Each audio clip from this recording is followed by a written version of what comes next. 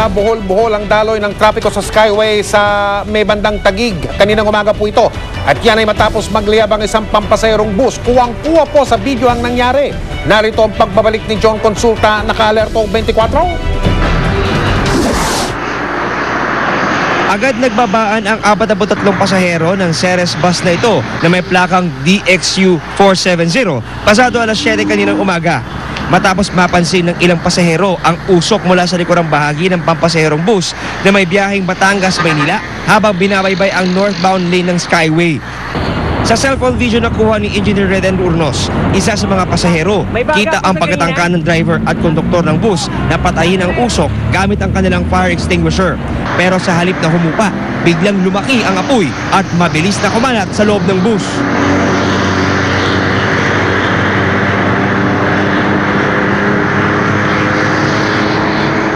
May dumating naman mga bumbero, pilit binubagaan ng tubig ang natutupok na bus mula sa ibaba ng Skyway. Tumulong din ang ilan pang mga pamatay sunog na mabilis na umakyat sa Skyway. Nang maapula ang apoy, tumambad ang tupok na pampasaherong bus. At sa loob ng bus, bakas ang mas matinding pinsala. Pero tumunog. So ngayon yung bus, pinto, tinitignan kanina, bumaba. Eh kami una nakapansin ng sunog dahil nasa likuran kami. Biglang umusok. Opo.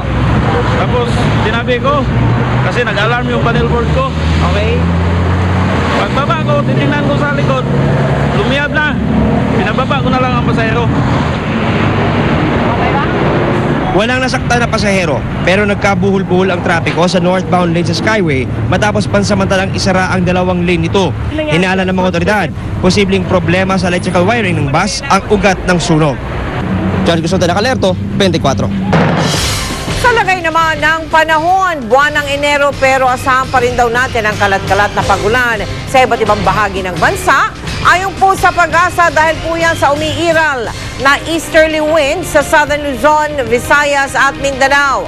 Paalala ng Pag-asa, mag-ingat sa biglaang pagbaha at landslide lalo na sa mga lalawigan ng Aurora at Quezon, pati na rin sa Palawan. Asahan din ang pag-ulan sa Northern at Central Luzon, kabilang ng Metro Manila, kung saan naiiral pa rin daw ang hanging amihan. Chika Minute! Nagpakitang gila si Manny Pacquiao hindi sa pagboboxing kundi sa pagrarap. At si Pacman pa mismo ang nagturo ng irarap ng anak ni Francis M. na si Elmo. Yan ang chika ni Lars Santiago. Sa waiting room ng isang rock event, nagkita si Manny Pacquiao at ang partner niya sa tattoo shop na binuksan nila sa Los Angeles, California na si Chris Garcia. Si Chris ang Pinoy na tattoo artist ng maraming Hollywood stars tulad ni teen superstar Miley Cyrus.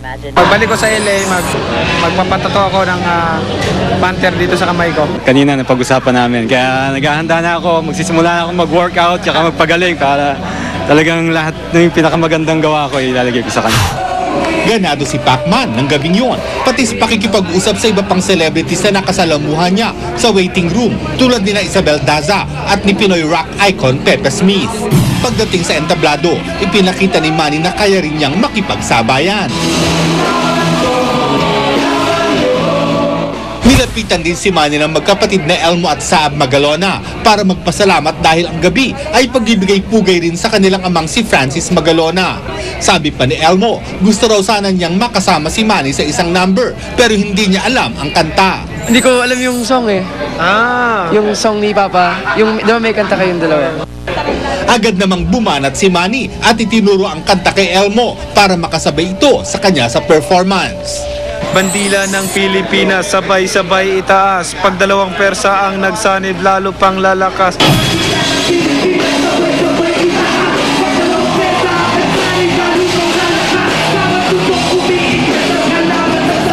Lars Santiago, updated sa Showbiz Happening.